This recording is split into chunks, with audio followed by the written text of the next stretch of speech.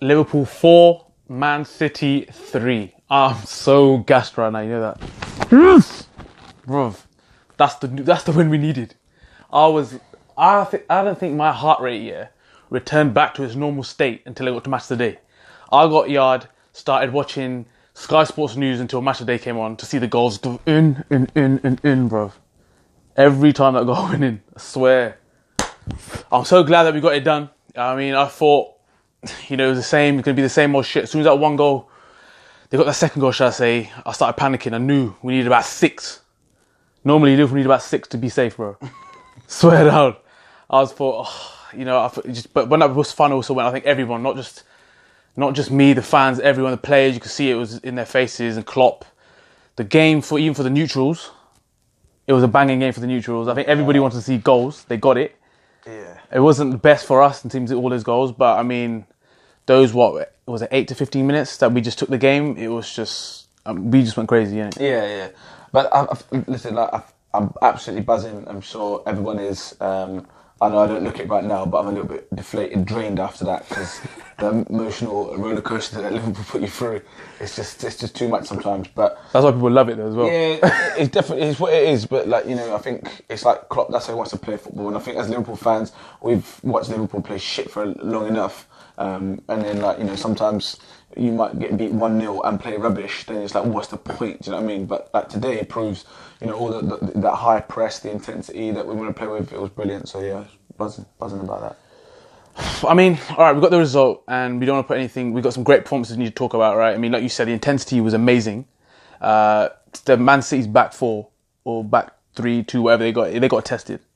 I've said this. For a while I've said this to you.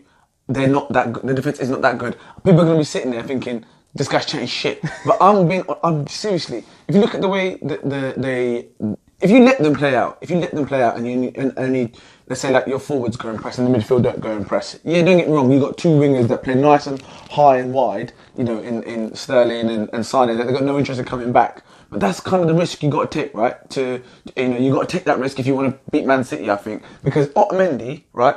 Let's not get it twisted. Before Pep came in, Otamendi, everyone said he was dog shit. Everyone written him off. Everyone said without company he's dog shit. Yeah. And Stones, I mean, I'm actually a massive John Stones. I'm a big advocate of John Stones, but he's still got a lot of stones, as he proved that he can be got at.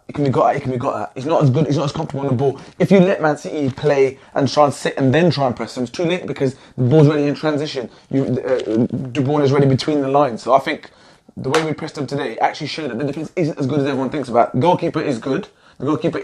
Yeah. And he can zing a pass. But today, he proved it again today that he's only human. I mean, don't get me wrong, it's not only our goalkeepers that fuck up every week. Do you know what I mean? Other people do it as well. Yeah. So, yeah, I think the intensity that we played with today was really good. And their defence it can be got at. It really can. I mean, before we get to the great performances, right, there's some top performances today. The one thing that really pisses me off still, and even though I love Klopp, we both love Klopp, even for the phase where people were chatting shit about trying to get rid of him and that, is the game management. What are we doing? Like, when we were 4-1 up, all you need to do is hold on to the ball, take it to the corner, slow things down. They're still going out full throttle, and that's the thing that I don't know who's to blame. Is it Klopp? Is it the players? He brought Milner on, and I was actually thinking, you know what? That's actually a great move, because Milner normally, he's actually calm on the ball. Even Milner, he was dashing the ball in places I was thinking, what are you doing? Just take it to the side. And that's what, for me, we need to practice somehow, is to manage the game. And if it's for changes or how we play, how we set up, I mean, what do you reckon? You agree with that or not? Yeah, 100%. That's one of my biggest things. I think I was shouting at the screen today. I was getting in everyone's way because I'm just there like, what's this guy doing? What is this? There's no need for you to be doing that. Like, if you look at the prime example is when West Brom came to Anfield and they set up against Liverpool. What did they do? From the 3rd minute, Ben Foster was delaying goal kicks. Yeah. From the 3rd minute. Yeah, exactly. It's very clear what they want to do. Now, people like James Milner's played enough football, right? And the Ox has played, he's obviously still young in age, but he's played a lot of games. Yeah, these guys have played a lot. Firmino's played a lot of games. Salah, they're not players that are just new, like, wet behind the ears, like, I don't know what to do. Slow the game down. It's a throw and stand in. The little things. If we do it, we do it on a Saturday, right? Whenever I've played, it's like, right, I'm going to take a throw on. And then wait, I'll take the throw on. Put the ball down. Yeah, it's doing dumb shit. Yeah, just stuff like that. When you got the ball, right? If there's nothing on, we just keep running. Look at the right pace is what I've got. And then all they want to do is like they kick the ball into. If you're going to put it in an area, stick it in an area, stick it right in the channel, so that it takes them that time to go, so we can get our shape back. Game management is actually piss poor, and I know it sounds like we're being pessimistic after such a great performance and a great win, right? But you got to be real. Like in the Champions League, if we're playing against whoever in the Champions League, and you really think teams like Barcelona and Real Madrid are going to give you that much leeway? Bayern Munich, not even. So you got, as much as the good, there was a lot of good today. There is still areas to improve. The one game management screams out at me, even against Burnley. Do you know what I mean? That game shouldn't have not got to 2-1's great, but it shouldn't have got to that. It shouldn't have got to 2-1. So game management is such a big thing, and I'll be really interested to hear what other people think about that as well. The other thing, right? Don't say it. Don't say it. Don't say it, Bruv. Don't say it to me because it hurts me. Bruv, the goalkeeper carries, bro. What is he doing? I don't give a shit. Everyone knows that rule. You don't get beat. You don't get beat there. It wasn't even like, all right, I mean, Gomez makes that mistakes again. Like, people be saying Gomez has some great performances, yeah, but he makes those few mistakes. I've seen similar mistakes as well in the games. Even when he got there, he still shouldn't let that in. Yeah. Do you know what I mean? Listen, he needs to be gone, innit? Yeah. Or he needs to be changed. There needs to be big changes. And I think the problem we have is that if you look at the transfers that Klopp's made, is these are the guys that I want. And I don't care, I'm not going to buy a substitute, that's who I want, and he'll do whatever it takes to get them. Now, it looks like Karius is the guy that he wanted, and he came. So, as much as it kind of upsets me to say it, I think he's there to stay. Like, you know what I'm saying? Like, he wanted Virgil van Dijk, I'm going to get my guy. I wanted Naby Keita, I'm going to get my guy. And it looks like this is the guy that he wanted to play in goal. I mean, that's what it looks like. But for me, you don't be getting beat in near post. Goalkeeper situation, a goalkeeper is as good as a centre forward. Yeah, like, the centre forwards. I had a big debate about this with somebody else, and he said goalkeepers, centre forwards win you matches, goalkeepers win you leagues. Yeah, I agree with that to a certain extent because if you don't win the matches, you ain't winning the league. So it's to and fro. But I get his point because the goalkeepers, big situations. De Gea is never getting beaten. Never letting that in. We saw the second half. Yeah. When Ox cut inside, took that shot, boom, their keeper saved it. Yeah, near post. Because he knew, if he went it around that way, fair play, because that's a good goal. I can't go and get that. But if it's near post, you should not be getting beaten in near post. Yeah. Fact. I've said this before, and I'll say it again, right? And Atletico Madrid, right? They're a selling club. They will sell for the right price. Everyone knows that. Okay, they've just spent a big outlay on the stadium. They've just spent 50 million on Diego Costa. So there's probably some books that need to be balanced, right? Liverpool have just sold Coutinho for 146 million or 100 whatever it is, right? Go to Atletico and say, "There's a checkbook, right? Put a number on it, and say even if you want, say, look, we'll Mignolet plus however much money you want because they'll give you a goalkeeper or Ward." I like Ward. I think he gets a raw deal because out of them two clowns, I actually think he's probably a better goalkeeper. Just give him a go. Well, he can't be any worse. He cannot be any worse than these two clowns. And you talk about Karius' kicking. He can throw the ball quite well, but his kicking's actually dead. So goalkeeper, that's an issue that needs to be resolved. And I'm pretty sure every single Liverpool fan or even football fan that watches Liverpool play and watches this video is going to be like, we can see it, you can see it, they can see it. Why the fuck can't Klopp see it? That's what people. I'm sure people will be saying that. All right, let's put these negatives. Let's put these negatives to the back now. Yeah, Raheem Sterling, bro. I hope you're watching this video, bro. What happened, bro? Bro, my man Robertson come through like a king, like a king. He had him in his pocket, and I think people are still saying, "Is he still in his pocket?" But don't touch me, bro. Swear that, bro. I'm so gassed right now. Robertson. Yeah, Robertson, yeah. No, but Robertson, man, was like an Energizer bunny, running up and down that pitch. And he was so gassed by the whole atmosphere. And he showed to me why Liverpool bought him.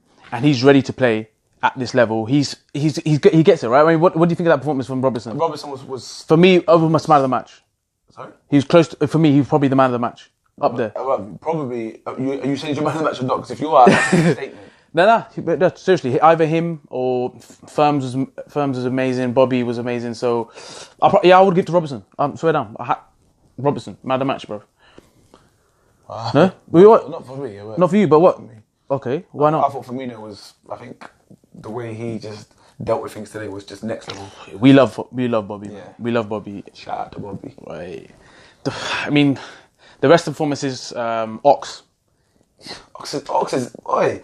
you know, when we signed him, I was just thought, he'd just pay, he'd be a squad player, whatever. But I'm telling you now, if he can carry on performances like that, and one thing I love about the guy is that he's quite modest. When he has a bad game, what game was it when he scored that goal towards the end of the game and they interviewed him afterwards? Yeah. Where West Ham? I can't remember which game it was, but yeah, he was pissed off with his performance. He said because I played poorly and he got the goal, didn't really celebrate, and he said this is the one he actually celebrated in front of the cop because it was a big game and his performances warranted that. I love that, and you know how humble he is. What I'm saying to you is, if there's any Arsenal fans watching this, yo.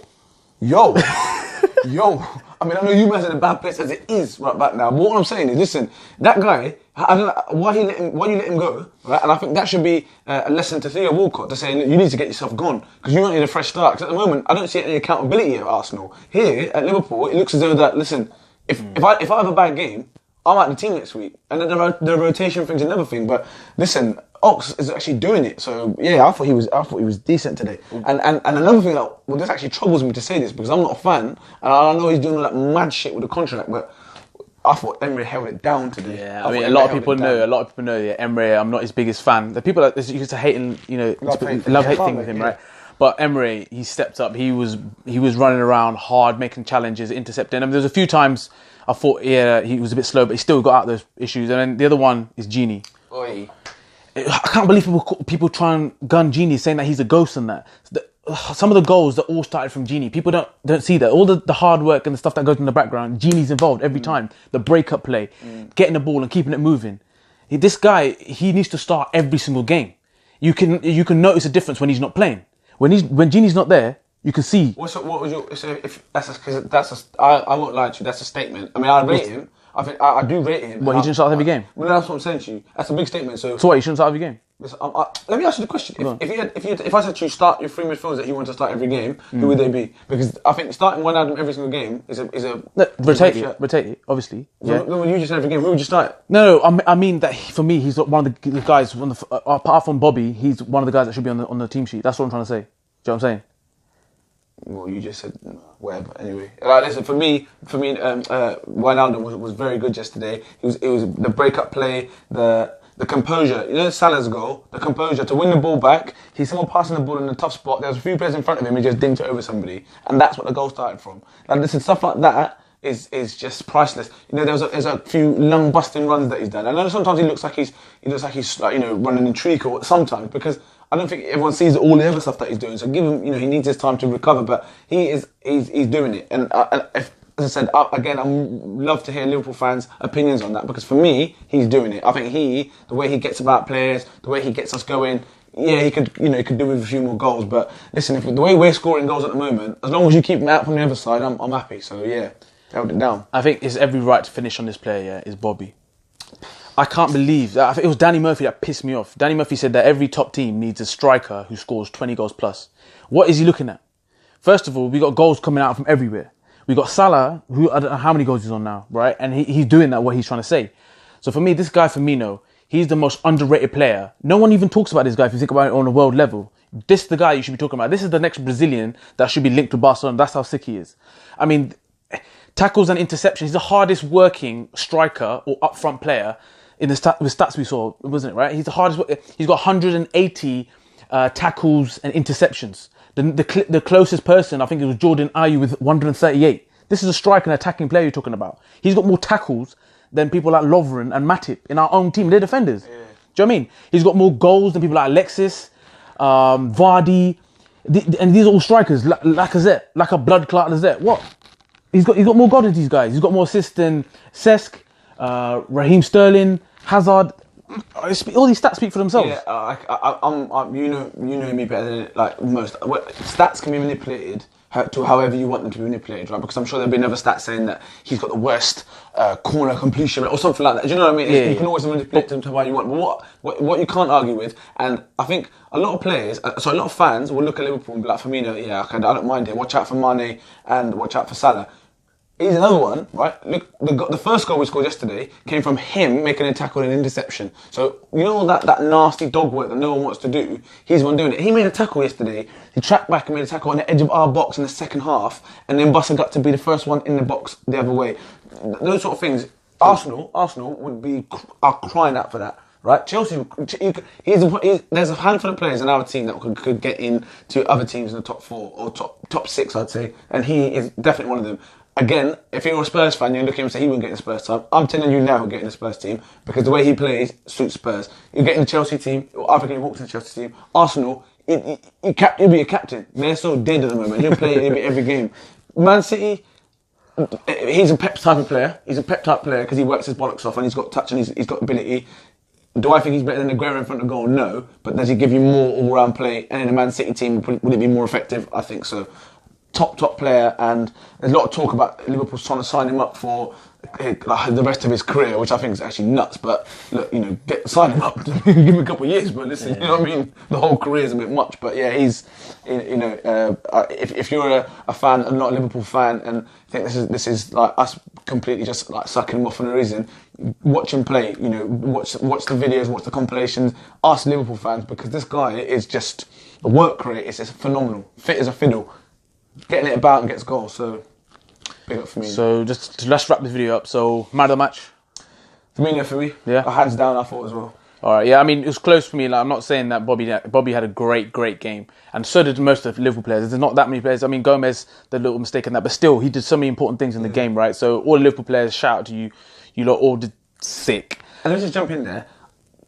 Again, manager, and he nailed it yesterday with the game plan. To know if you've got a focal point up front in Aguero, and you know he can kill you if he's facing you, Lovren was up. Yes, every time he's there, bang, every time. And I rate that. And listen, Lovren gets a lot of bad press, and I said this before. Listen, he does get a lot of bad press, but sometimes you've got to give the guy credit where credit is due. The penalty against Everton, I don't think it was a penalty. Since between now and then, the amount of penalties that we've seen being given, right, and not given, and then that one did get given, it makes my point. I think it backs my point even more. But I thought yesterday, I thought he was very good. The last goal, he doesn't help himself because it looks poor, but how it sort of panned out. But I thought he was very good yesterday in keeping Aguero facing his own goal. And sometimes these guys are so good, they are going to get in behind. But the game plan yesterday worked really well, and Lovren, hats off to you yesterday as well. Man of the match for me, like I said earlier, was Robbo. He impressed me so much. He was proper on it. He was getting in, smashing in tackles as well. I mean, everyone at Anfield weren't singing his name for no reason. I mean, the whole crowd was singing his name. So, if Robert, you're watching this, sick performance. I mean, on to our next game, which is on Monday against Swansea. And those are the games we need to win. And I reckon we should do it, hopefully. We never know with Liverpool, we're getting to these games. But yeah, Man City unbeaten. Please. Arsenal fans will be so happy with that result as well, just because of that unbeaten thing. Yeah, that's the only thing. I do actually, I have sympathy for Arsenal. I've said this before, right, and I'm telling you now, any Arsenal fans watching this, I actually think it's sabotage. I reckon this mate is going to go, he's probably said, you know what, the way I'm getting treated, I'm going to leave this club how I found it, and he's going to, because it looks that way, because I can't find any other reason as to why this guy is being so rude. Remember I was sitting in an interview said about Lexus leaving, and he's saying, he's smiling and giggling. Listen, I feel sorry for you, man. Anyway, let us know your thoughts, people, on this whole game and the upcoming game, and let us know your thoughts on the video. Peace.